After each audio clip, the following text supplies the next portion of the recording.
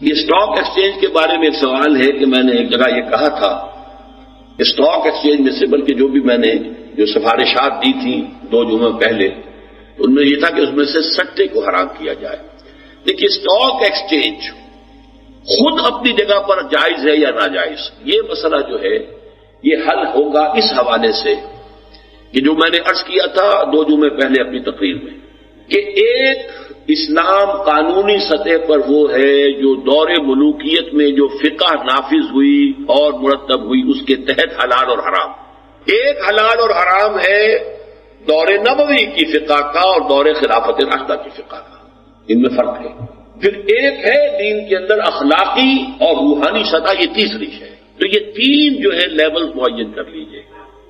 اب جو بھی نظام ہمارے ہاں ہے وہ روحانی اور ایمانی سطح سے گر کر، دور نبوی کے اس سے سطح سے گر کر، پھر وہ دور فقہی کی حلال اور حرام کی سطح سے گر کر اب بالکل مادر پدر آزاد ہے. اس پہ اگر کچھ زنجیریں آپ نے ڈالنی ہے تو پہلے سٹیپ بائی سٹیپ لترکبن طبقا عن طبق. اب آپ پہلے کم سے کم جو فقہی اسلام تھا جس کو ماننے والے تو یہاں سب ہیں، ان کی سطح پر جو چیزیں حرام ہیں ان سے تو بچیے نا. سٹا تو حرام ہے مطلق ہے سب کے نزدیک، اسے تو نکالے. اب آیا اسٹاک ایکسچینج، اسٹاک یعنی حصوں کا لین دین بھی جائز ہے کہ نہیں، یہ مسئلہ اس کے بعد آئے گا. لیکن فی الواقع اس وقت اس سطح کے اوپر وہ جائز ہے، اس لیے کہ یہ بھی در حقیقت کیا ہے، ایک کارخانہ ہے، اس کے اندر کروڑوں روپے کی جو ہے وہ انویسٹمنٹ ہے، اس کے حصے دار ہیں ہزاروں کی تعداد میں.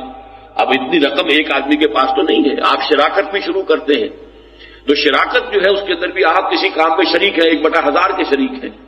کوئی وقت تو ایسا ہوگا کہ آپ بیچنا چاہیں اپنے حصے کو، آپ کی کوئی ضرورت پیش آ گئی ہے، آپ اپنی اس میں سے رقم نکالنا چاہیں، کیا کریں گے؟ آپ اپنا حصہ اس کو فروخت کر سکتے ہیں کہ نہیں؟ اگر فروخت کر سکتے ہیں وہی شیئر ہے. اب وہی شیئر جو ہے ہمارے ہاں اس نے یہ شکل اختیار کر لی ہے. وہی امرہم شورا بینہم جو پہلے بیٹھ کر صرف جو ہمارے جو ہوتے تھے قبائل کے سردار، ان کے مشورے سے امرہم شورا بینہم ہو جاتا تھا. اب وہ ایک ایک شخص کو اپنے ووٹ کا حق دے کر امرہم شورا بینہم کی ایک عملی شکل پیدا کر لی. اس حوالے سے یہ اسٹاک ایکسچینج اس لیول پر جائز ہے.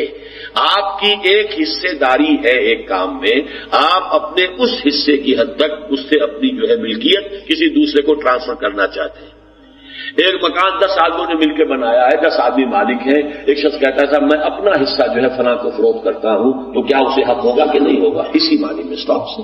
البتہ یہ کہ اسٹاک جس کمپنی کا ہے، جس فرم کا ہے، وہ اس کا کاروبار بھی حلال ہے کہ نہیں ہے. اب یہ تو پھر سیکنڈری باتیں ہوتی چلی جائیں گی نا، آگے کیا ہو رہا ہے اس کے اندر. لیکن یہ کہ ایز اسٹاک ایکسچینج اصلاً جو بھی اس کی پروپوزیشن ہے ایکچوئل ہو ٹرانسفر، اس لیے کہ یہ بیع و شرع کا بنیادی اصول ہے فقہ میں.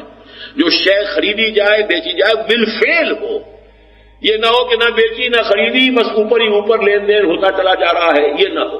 ایکچوئل ٹرانسفر ہو اور پھر یہ کہ اس کی ایکچوئل فروخت جو ہے بعد میں ہو سکے. البتہ اس میں سٹا نہ ہو، اسپیکولیشن نہ ہو.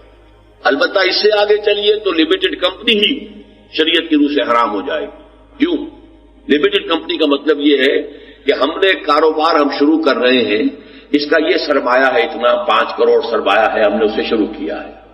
کاروبار ہم نے کیا ہے، اس میں اب قرضے دینے ہیں، کسی اور سے قرضے لے لیے ہیں، کوئی اور ہماری کمٹمنٹ سے فرض کیجئے کبھی اتنی ہو گئی کہ ہم نے کہا اچھا جی ہم تو دیوالا ڈکلیئر کرتے ہیں، دیوالیے ہو گئے آپ. لیکن اب آپ کے قرض خواہ جو ہے وہ آپ کی ذاتی املاک قرق نہیں کرا سکتے، لمیٹڈ لائبلٹی. اور ہوتا کیا ہے، یہی دنیا میں سرمایہ داری کا ایک بہت بڑا ہتھ کنڈا ہوا ہے.